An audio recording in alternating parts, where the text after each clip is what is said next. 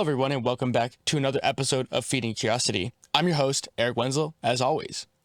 In today's episode, we start with a discussion around Top Gun Maverick and why this film, in particular, feels like a breath of fresh air compared to other sequels. So many sequels over the last decade lack the essence of what made the original films massive successes and that have shaped our culture. To some, the criticism we have of other films, like Star Wars, may seem harsh, but for many people, the stories have been ingrained into them. So when you get a highly anticipated sequel that the viewer's imagination has built upon over time, the filmmakers almost have no hope of meeting those expectations. But doesn't mean it can't be done. To illustrate the essence capture idea, I'll turn to another foundational character, Spider-Man. The most recent film, Spiderman No Way Home, is an equal part sequel, but also taps into nostalgia of past Spider-Man films. But what sets it apart is the nostalgia isn't only done in fan service, but also serves the characters in the story. The story honored the past Spider-Man and gave them a sense of closure from their original films. Telling a story isn't about power dynamics or some fractal in time, but hints at something universal to our human experience. The story of Peter Parker resonates with us not because we know what it's like to have spider powers, but because we can relate to the sense of overwhelming responsibility and stumbling through our lives. Bringing this back to Top Gun, the film works for many of the same reasons above, but it was not the sequel we wanted, but it was the sequel the story Top Gun deserved. The bonus is that the filmmakers cared enough about the story to make it as immersive as possible, no matter how difficult it was to capture. Modern CGI is a great tool, but capturing real F-18s in a camera will always be a more visceral experience. To that end, I will pass this off to you, the listener. What are your thoughts on the current state of Hollywood? We are under the impression that we are on the edge of a creative renaissance. We are rediscovering how to add meaning to our stories and hopefully leads to a world that is less cynical and apathetic to our current state. And with that, everyone, I hope you enjoyed this conversation on Top Gun in the state of Hollywood. Bam. Alrighty. Honestly, Joe, this has been a long time coming. We haven't really talked, at least online, in this long time. And I feel like there's more than enough to talk about just with everything that's been going on in the world and with what we've been exploring. So, man, it's honestly a little bit of a struggle to where to start.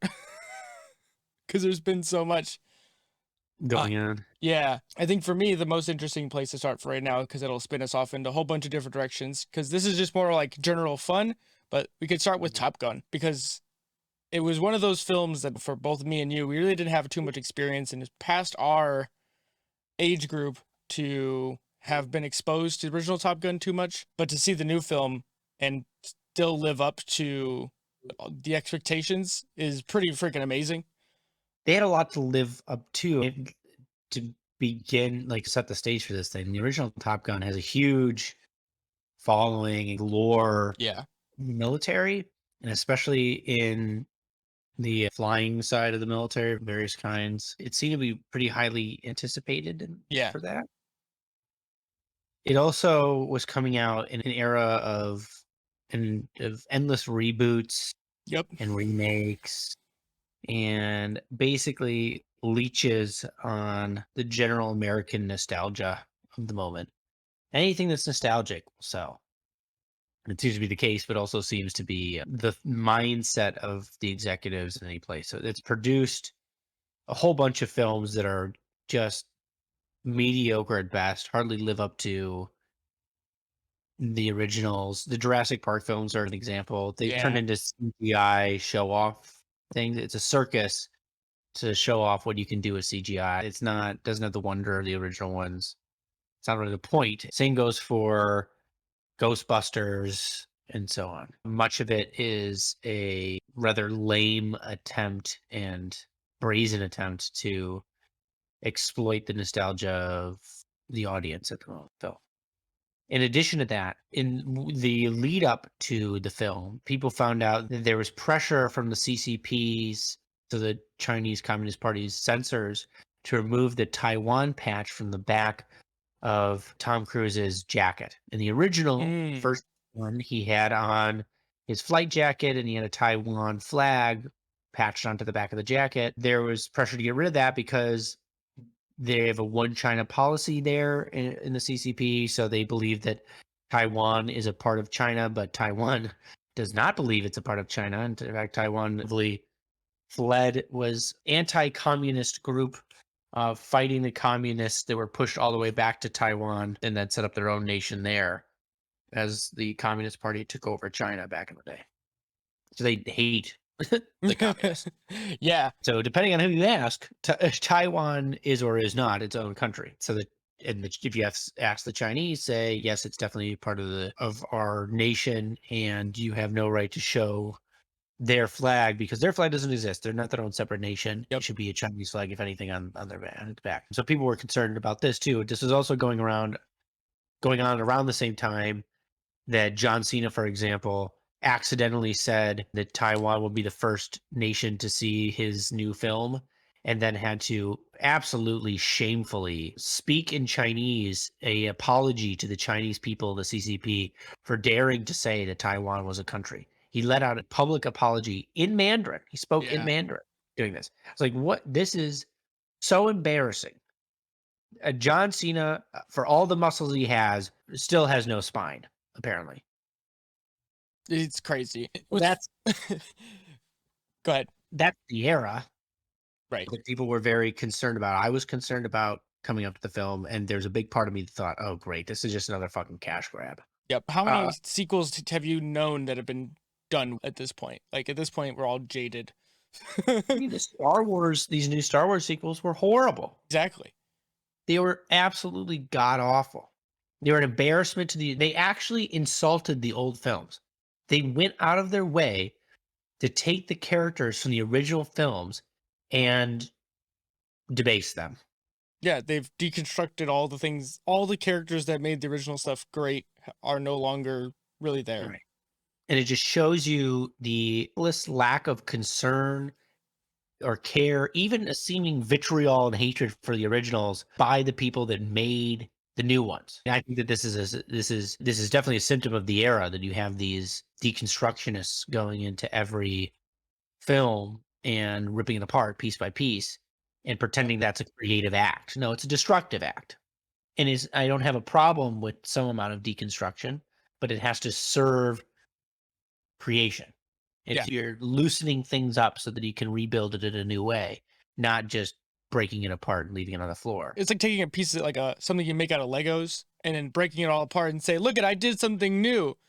Yeah. But without putting it back together in new ways. It's pseudo creativity. It's a complete confusion about what creativity is. They think that subverting the audience's expectations is somehow akin to genuine genius or creative genius or something new or original. And it's not. Anyone can do it. It's not hard to, okay, what do you expect to happen? So, the hero is going to get his father's sword. And when he goes to pick up his father's sword, it turns into a banana in his hand. It's a banana. Now it's a banana. Have you ever seen that before in a film? Nope. But, look, I subverted your expectations. My God, look how genius I am. And so they just do this thing time and time again. And I was expecting that could happen again to Top Gun. Yeah, very easily. I didn't really have much expectation going into this film. I think what really set the tone for me was I think it was Tom Cruise and like one of the other producers or directors had a pre-recorded message to the audience.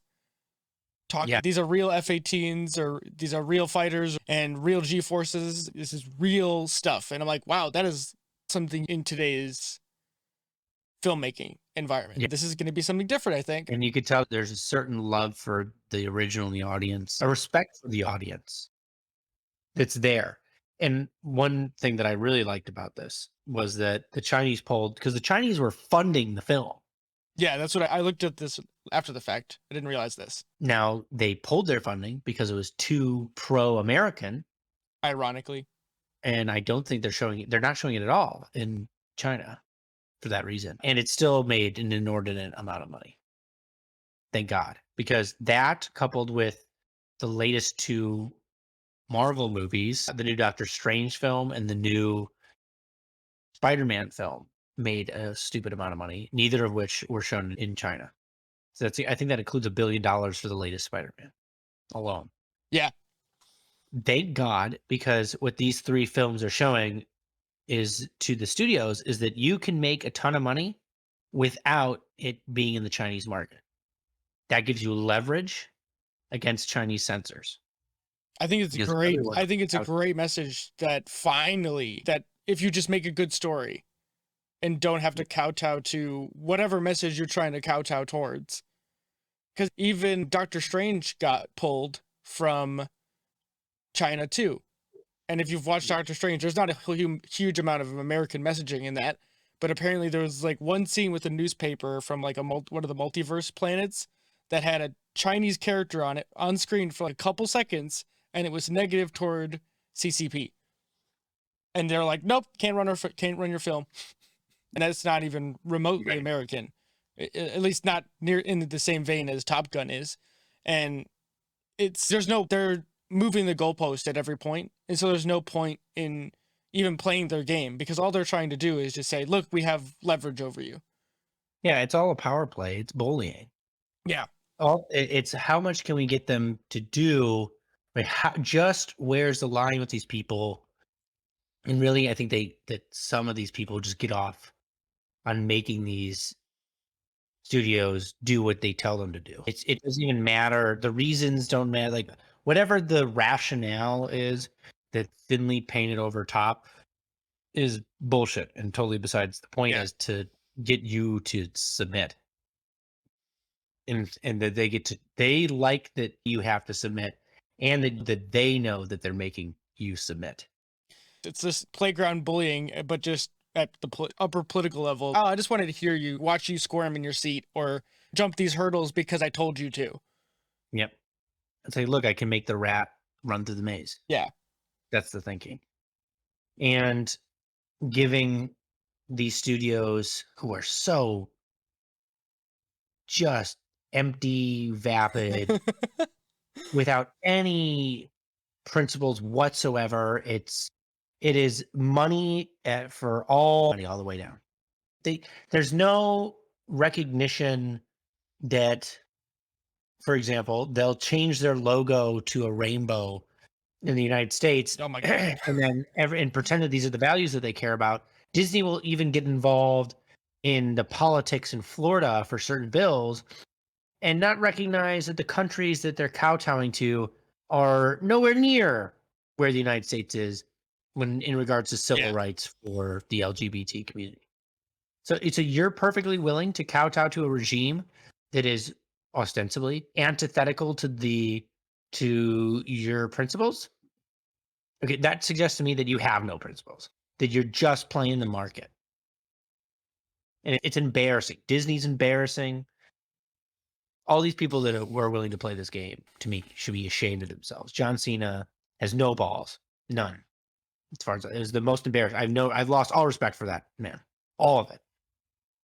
When you effectively sell your soul to appease a country that has no respect for you. Hey, what a pussy. Look, you really think you're offending the Chinese people? You think the Chinese people are going to care a word about what the fuck you did? Get out of here. Because the CCP censors wouldn't allow the controversy to enter the country because they don't want their people to think there is a controversy. Oh my God. Their people believe that Taiwan just is a part of China. So to introduce the story into China that, Westerner says that Taiwan is not a part of China, they go, wait, why would they think that Taiwan is not a part of China? So you don't even do that. It's not about the Chinese people. It's about making you bend. And God. He bent over like a bitch.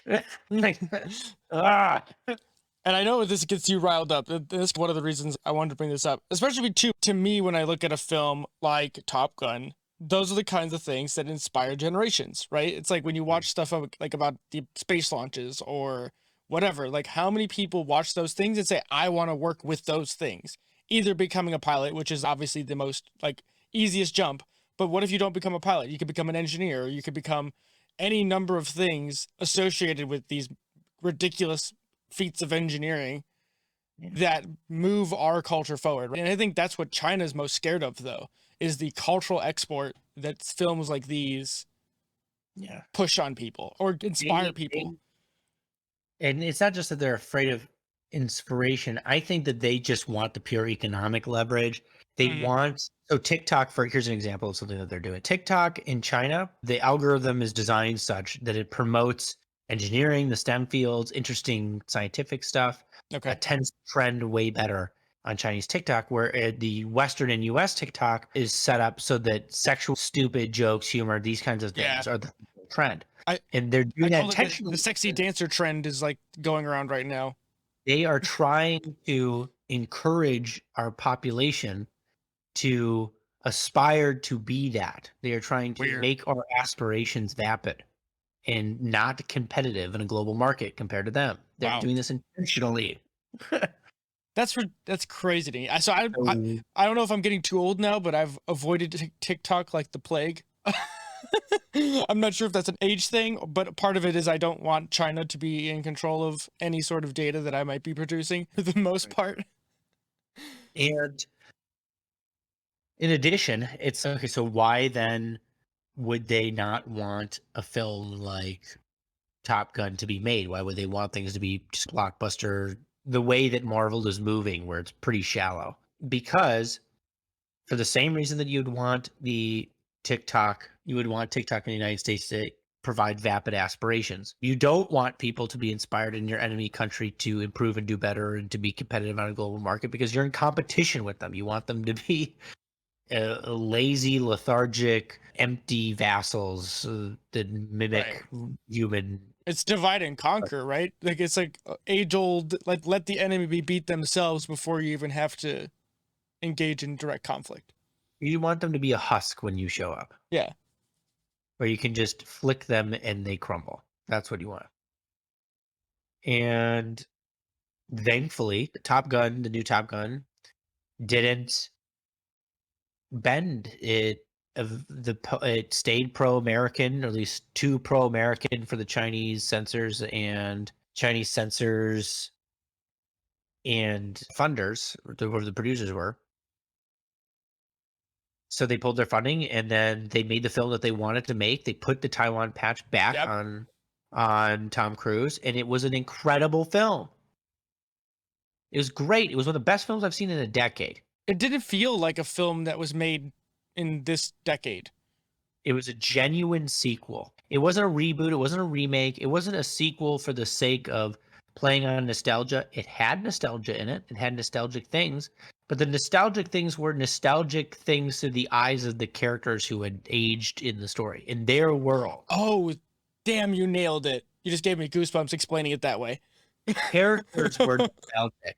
They weren't going, hey, wait, remember this?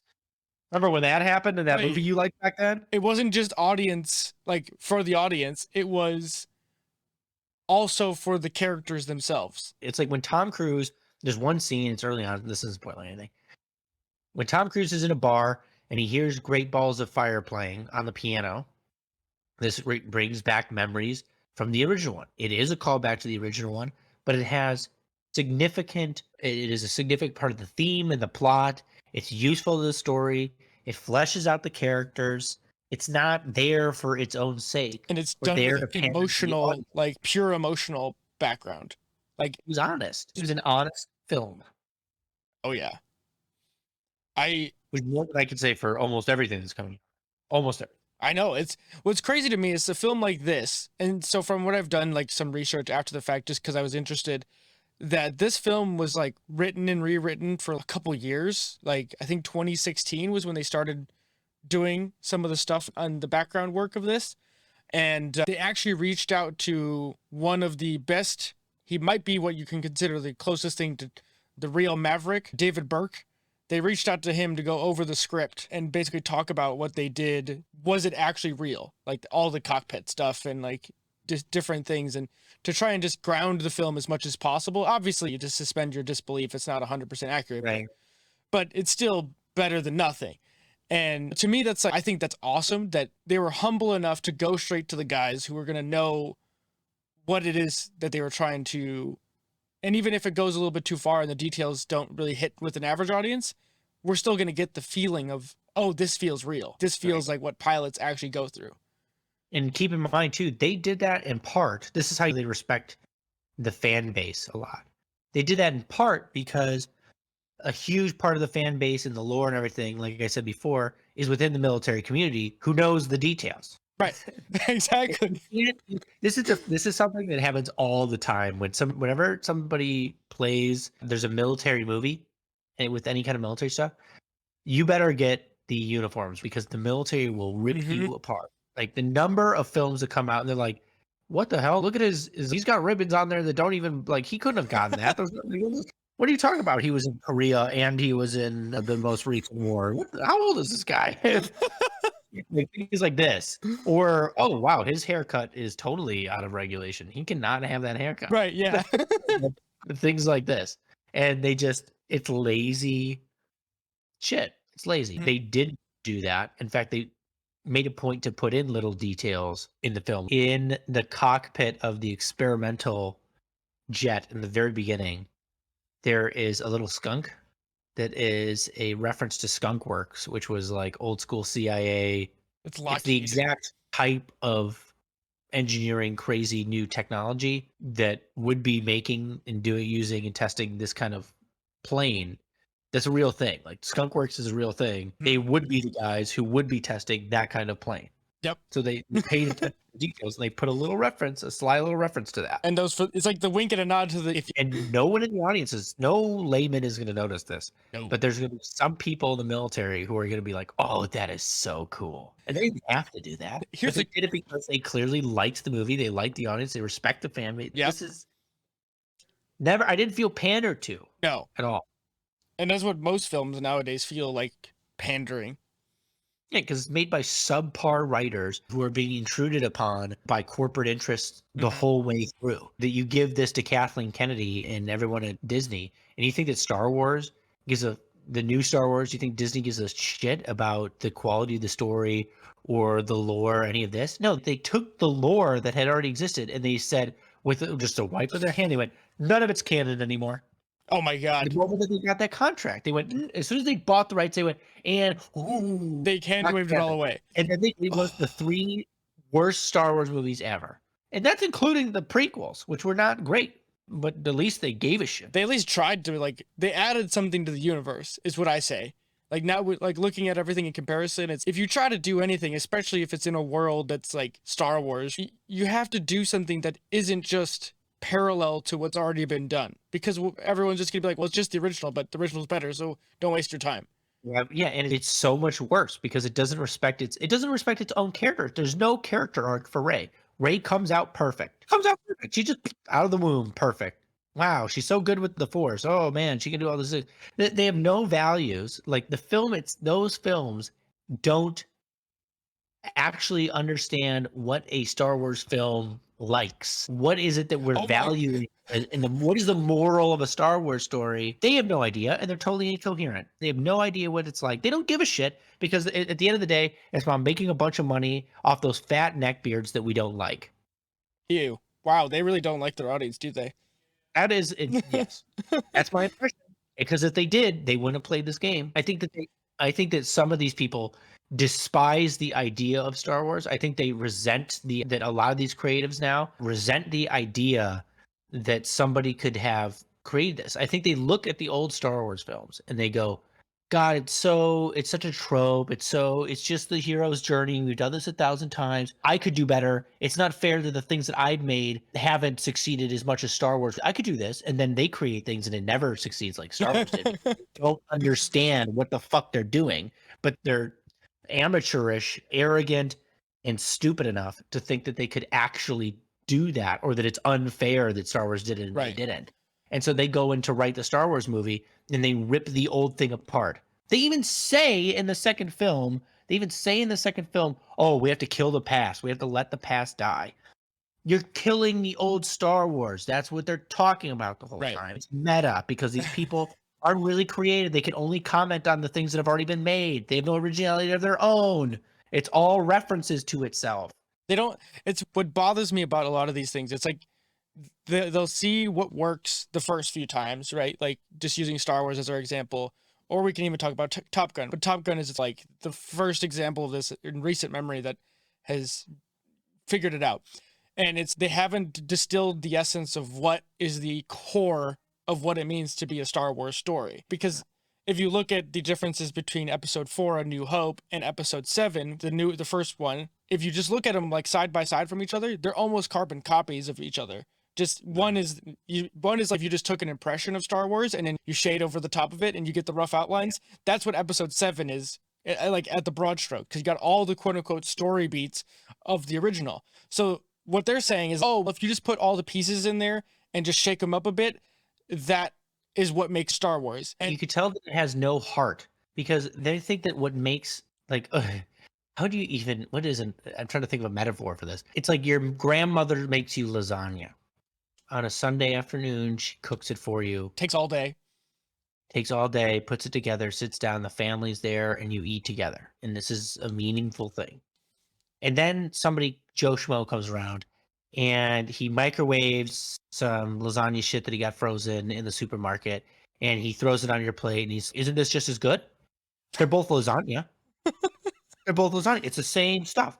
It's, oh, that one had a Death Star. We have a Death Star. That one's got lightsabers. We got lightsabers. So, oh, maybe you're an idiot and you missed the entire point. Yeah. Maybe you're just so stupid. And it's not like they had to do this either. If they thought they needed to, okay, we got to make sure that this is a success. We're going to play it safe. We're gonna just carbon copy the old Star Wars to make sure that we still make our money off of this, because this is a big investment. It's okay. I can understand this sort of, you're feeling it out. You're not really sure how this is going to go, but you don't have to do that. The Star Wars fan base is so rabid that you could easily have gone any direction and you would have made an inordinate amount of money. Yeah. But the direction you chose to go was the one that treats its audience like children, that doesn't understand the heart and soul of Star Wars whatsoever. It's totally uneducated on myth, which is what Star Wars is fundamentally. It's a myth. And then it actually tries to tear it down. It intentionally, especially in episode 8, tries to break up Star Wars. It tries to end Star Wars, as if, and it mocks the old films. It makes Luke into a buffoon who gets his sword, and Greg, he gets this important, meaningful lightsaber. Oh my God. And throws it over his shoulder like it's trash, because that is the feeling that these writers and directors had for the original Star Wars films anyway. Oh, it's trash. Throw it over my shoulder. The amount of disrespect is appalling. And they deserve every bit of insult that comes their way for the trash movies that they created. Trash. Oh, your magic laser sword? Let me just throw this over my shoulder because it's insignificant. Oh, you're telling me that the symbol of the old films that meant so much to people, that resonated with people over the years, that has become a part of our culture for decades now, that has been something that has been passed down as something like a cultural story from generation to generation for years, is trash? That's how you're going to treat it? You're going to treat it like that? And you think that people are going to like it? You think that you're not going to catch flack for this? What hubris, what obnoxious hubris of these intellectual husks, these empty, pathetic excuses for creatives. All they can do is simulate. They just simulate, but they never make anything original. Embarrassing. Lucas, even with the prequels in his belt, could stand on top of every one of them. It's so embarrassing. Yeah, I mean, to me, I've done so much extra reading on the Star Wars stories, or at least learning about the people behind the newest version, or I guess Disney Star Wars. And the more I go deeper down this too, the more I get vitriolic like you are. It just drives me crazy. And you know how much Star Wars has been a core of my childhood, and to see what they're doing to a lot of this it almost hurts at almost a physical level, because you see. It's like seeing something you love slowly get tortured and become something it's not. Yeah. And you don't want it to be that way. Like, you want it to go to a different direction, even though we haven't tied up with, but like Halo, talking about Halo.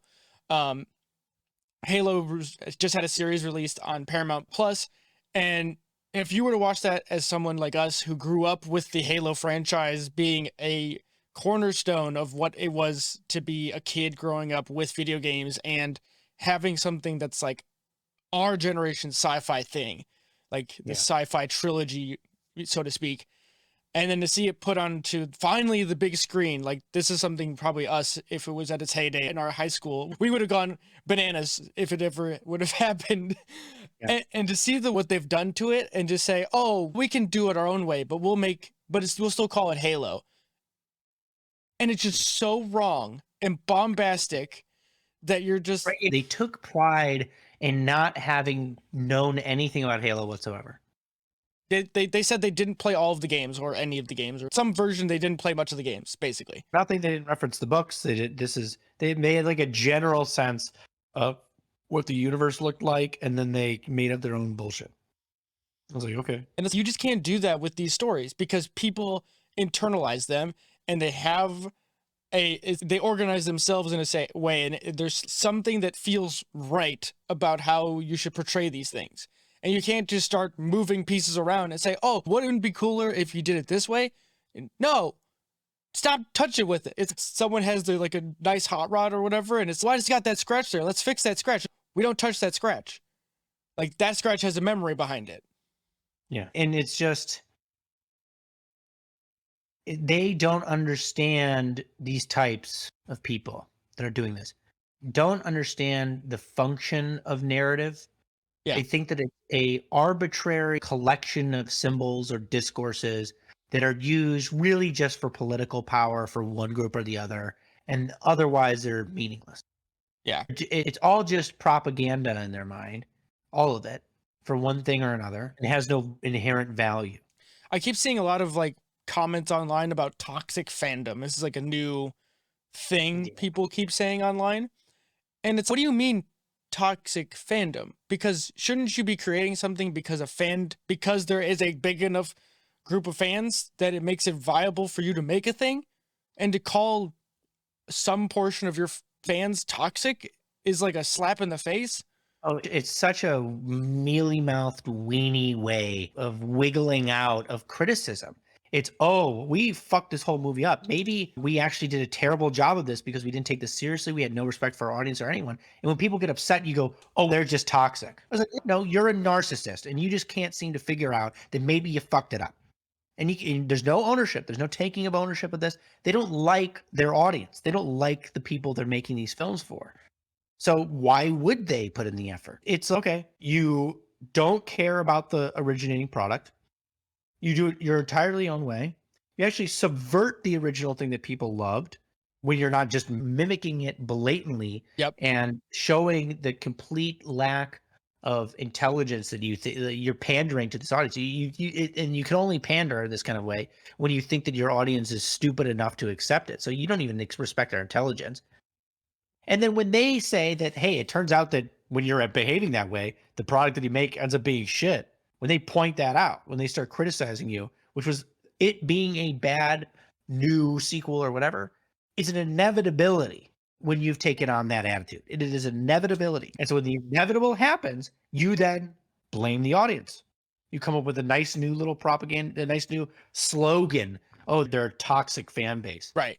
What a great way to just dismiss any criticism that you deserve because you suck at making this and you didn't love any of it. There's no love in any of it. The people that want these films to be made, that want these shows to be made, they love them. They are personal to these people. They inspire, they remind them to be the kind of people that they hope that they can be. You are treating that like shit. And now you think that when people are angry at you, that they're just toxic? No, you are a toxic narcissist who has to frame the whole world as if you're the hero here. And that when you get criticism, then you dismiss it with a slogan. Embarrassing. I think it's crazy to me. We always hear in like business culture and stuff, like talking about criticism, right? Like always processing feedback. You need to, or do in military or even engineering, there's always corrective actions or deviations that happen and occur. And it's, we do all these systems that are set up so that you can take the emotion and the feeling out of it. So that the idea of ever coming at another peer who's bringing back feedback or says something was done incorrectly, it's never to point the finger at someone and say, you fucked up. It's more to say, what in our procedure, why did this mess up? Yeah. And how do we correct for that in the future so that we don't do this going forward, and then what are the corrective actions we can take so that it becomes institutionalized so that this problem never occurs. But it seems like to me in the film world that this kind of like criticism, I guess it's mostly driven by like YouTube and things like that, but it's like they can't take criticism on the chin and say, well, sorry, all right. Like I can't see many people that have. Here's the opposites, right? When they make the Sonic the Hedgehog movie. Ah, yes. CG looks terrible. The Sonic has like these way too human eyes. It was really uncanny. It looks blacked out, kind of. And that was like the original version. And then the audience, when they saw the first trailers, were like, "Oh my god, this looks so bad." And in response to that, the filmmakers went back. They said, "Oh, we didn't realize. Okay, we'll go back and we'll fix it." They spent a ton of money. Oh yeah, they probably do reshoots with the new model and everything. Like it would have been. It's a huge amount of money, basically, to remake the whole film. Yeah, to change the eyes of this one character to make it look not quite so bizarre, to make it look actually is higher fidelity with the original look of Sonic. And the response to that was super positive. I saw people online petitioning, go see this film to tell these studios that when they make these kinds of corrections, they can be rewarded. That's really cool. But they're toxic fandoms for giving criticism in the first place, right? Can you imagine what would have happened? Here's what had happened. If they had come out and said, "Oh, great, another toxic fandom," I'm not gonna kowtow to their bullshit. The moment that they did, that film would have made no money. Yeah. There wouldn't be a sequel coming out as there is right now. That never would have happened. It would have been dead in the water, and it would have been because of their arrogance and their unwillingness to listen. People want to watch movies of the things that they like. They like the thing. They want to continue liking the thing. So you're making it harder on everyone by being an asshole. It's so simple. Like we've spent so much time talking about this stuff, but it's like at the end of the day, it's simple. Just give people more of what they want to see and do it in an honest way. Yeah. And people will, as the common trope of it'll put butts in seats. And like even walking out of Top Gun, I was like buzzing. I was like, wow, like just the spectacle of it and just the feeling of people who gave a fuck about what they created. Yeah. Right. You could feel it in the film, and the characters had feeling. There's genuine sentiment. They weren't like cardboard cutouts of the characters from the original that they're just putting in their places and moving from X to X. Oh, look, plot is happening. Right, okay, yeah. Over here. Right. It's not this empty shallowness to just get butts and seats. It was like the characters had a real life, and they had motivations, and they had hurts, and it was fleshed out. It had heart to the whole thing. And in that kind of heart, I'm sorry, but especially in this era, it seems that you can't have that unless you care, that you respect the original, that you love this thing. Make your film with love, not resentment and bitterness towards the films that came before you or the audience you have now. This obnoxious, just entitled attitude of these creators is killing great franchises. Yeah, like it's killing cornerstones of the culture at this point. Things that have been around for Spider-Man just hit 60 years as of right now, and I guess Spider-Man is still a good example of one that's working. But you have these basically modern mythological figures that have supplanted themselves as pillars, and somehow in the last 20 years we've forgotten what the core essence of them have been to some degree. It's what are we doing? I guess that's my thing. It's like, how are we getting this wrong? Yeah, I'm happy you brought up Spider-Man, because that's another great example of a film that deserved every cent that it made. It was the best Marvel movie. Oh, 100%. It was hands down the best made. It was the best film. And it did it. It had nostalgia in it, and it had these older characters and all this, but it respected them. They grew with the story. That's what blew me away, is giving each of them a moment that they, especially like Andrew Garfield didn't have his moment in his films. And for him to be able to, I got emotional seeing how emotional he got and was like, oh, damn. What a moment. Because it is meaningful. You can't, we're coming out of, I think we're turning the corner on a period. So I've been railing through this whole time against postmodern, it's reified postmodern ideology. Yeah. And that's the underlying framework for this kind of thinking. What does that mean? I understand that's a bunch of philosophical jargon, but it's basically that you don't believe that you have access to an objective world, and so any representation of that world isn't referencing the world. It's just being auto-generated for the sake of your self-interest. That you're doing this for your own power, is the way they would say it. But you don't even, it's not even your power in their mind. It's that it's power of political parties or some institution. It's more like power is what would you call it? Like the power grid, and you plug into it. Yeah, it's just like it's like a pie chart. The more power you have, the more you have control of doing things, whatever that means. You'll just hear this all the time. But what art looks like in that framework is strictly political.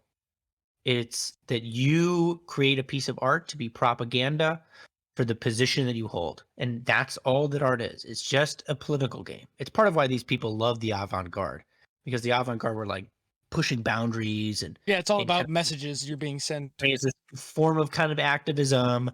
And so they admire that because that's how they identify. They identify as these activist types. But they don't actually understand anything about art at all. They are so clueless.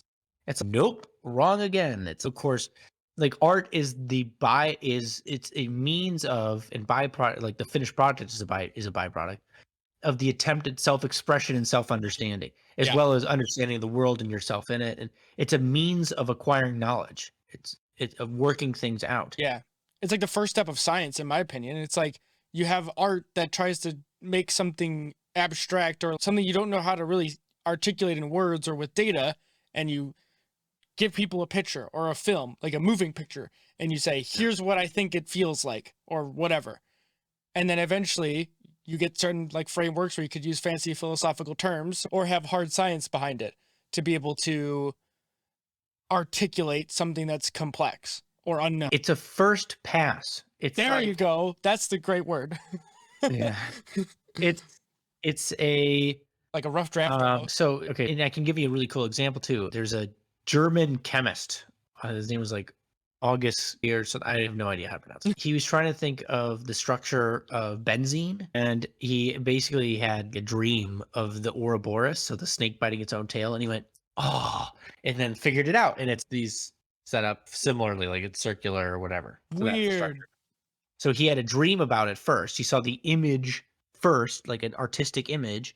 And then from that image, he abstracted and then was able to figure out he was like, oh, I was right on it. And then he was able to figure out the structure of benzene. Wow. And it's okay. That isn't one example, but there's a ton of them. There's a billion. This is all over the place. There's a billion examples of this happening. Is that there's an issue that needs to be solved. The artist creates an image. It generates this sort of dreamlike thing that then helps us get beyond where we are now. Like the real pieces of artwork for any given culture, they will dream past the boundaries of what is known by the entirety of the civilization. Yep. And the next will come philosophers and so on who will derive from that dream image something more concrete or something more defined, more close to a greater approximation to the reality of the situation we're in. But the artist first. Yeah. It reminds me of like sediment, like when you look at rock layers through like millions and millions of years, you can see the different striations in the rock that tell you what happened at these different points in time. Like when you look at like where the asteroid hit the Earth, the end of the dinosaurs, you have very distinct rock layers there. And what you're explaining, the image I'm just thinking of is like our philosophical understanding of the world or how to make sense of the world is similar to this, but this is all done cognitively and built upon layers and layers, which is generations of people thinking and experimenting. And slowly but surely we have accumulated the ability to talk hundreds of miles away from each other in the blink of an eye with video. It's insane to think that stuff like that has accrued to a point that stuff like this exists. Acquired. And the idea that those things were just generated for the sake of something like political power or power is absurd. It's like, okay, so you're telling me that the reason that we started agriculture was for power? Not to stop starving, maybe? Like these people are, it's so obvious that these people come from privileged. I say that with a hint of just to stab them a little bit. I want it to be a little painful for them. Privileged, educated, total, just theoretical people. They all live in theory. They've never had to work a hard working class job. You never suffered in the kind of way where reality is right in your face. Where it's, oh, actually, the reason that you do things certain ways is because life is really hard. And sometimes having some tools to help you is a good thing. And I didn't create a wrench so that I could beat someone over the head with it. I created a wrench to use it as a tool. People are so divorced, but okay, I digress. Yeah, to pull it back, it's like, why do we create fire? Like, you could easily use it to burn someone's house down, but also it's a really great way to cook your food, and you don't have to digest your food as much, or it doesn't give you upset stomach or whatever reason. We actually don't know exactly why we started cooking food. It's one of the mysteries of humans, but for whatever reason, we cook our food, and technology has been a part of our culture forever. And we just get more and more creative with how we use those technologies to tell stories. And I think one of the examples that you reminded me of when talking about the benzene example was DaVinci. Leonardo da Vinci was at once a scientist and an artist. And because he didn't have the tools to be able to take pictures or do things like we do today, he had to be able to draw things accurately so that he knew how to paint it. And so he was like one of the first anatomists in the world, because he would dissect bodies and basically use that knowledge to learn how to draw more realistic skin on different things. He was one of the first people to like understand how the neck muscles overlapped properly.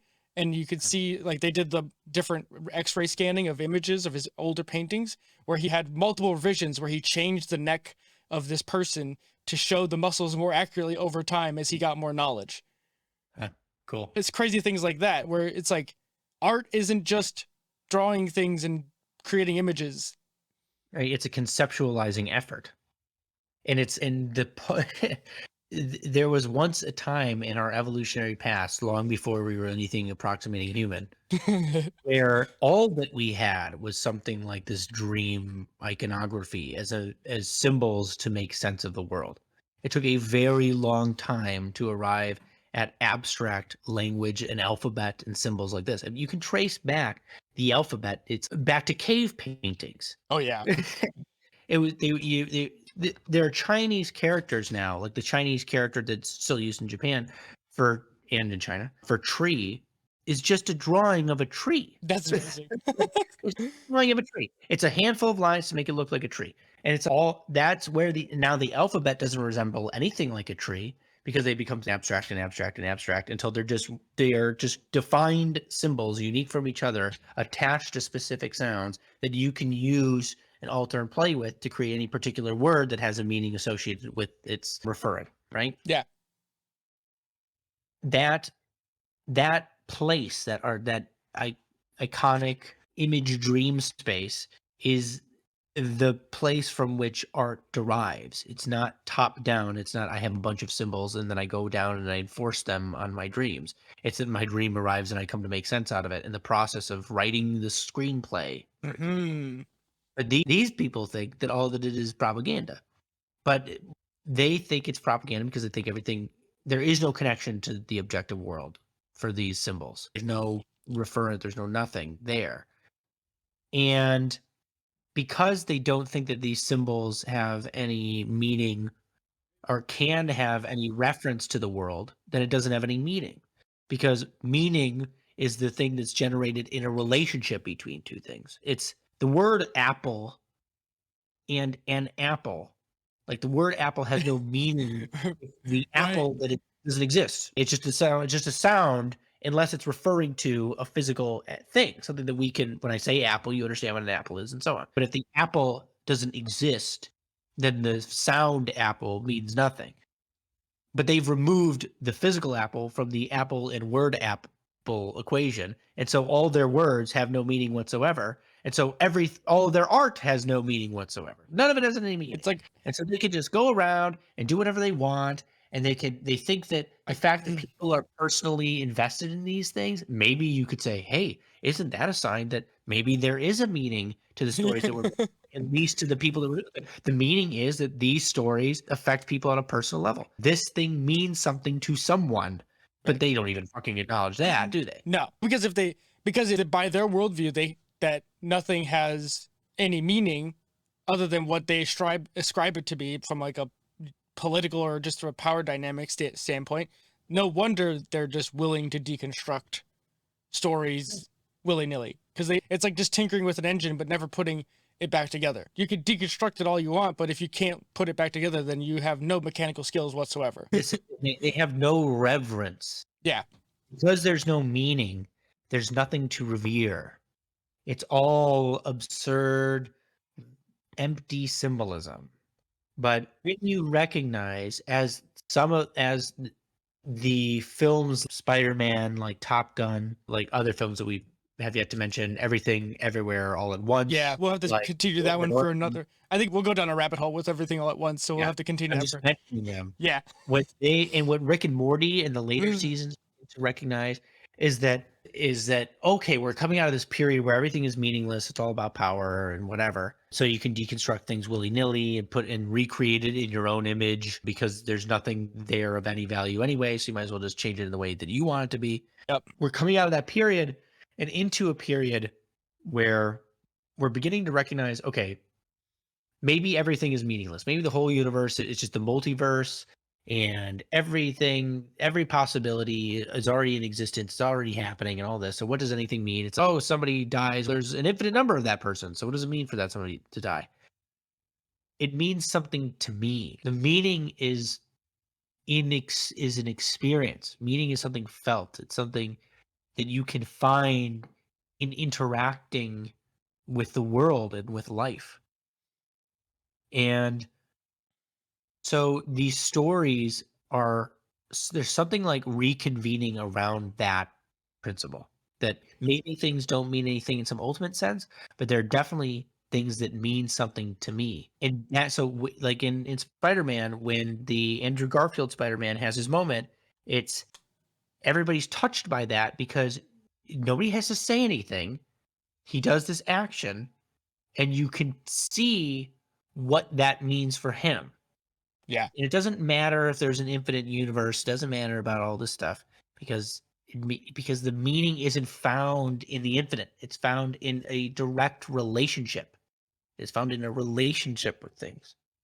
And his relationships are the wellspring of meaning. And that is the turn that we're making. Love it too. That's where we're moving. I'm really glad we got a chance to talk about this because I really feel that too. And I've been thinking about the finiteness of human experience and things like that. Like, we're not really here for very long. And so it's hard to look at the world and be like bombarded, right? Like, you go on Instagram or Twitter or anything that has like an open social feed where anyone can voice their opinion or the latest negative news story or crisis is happening.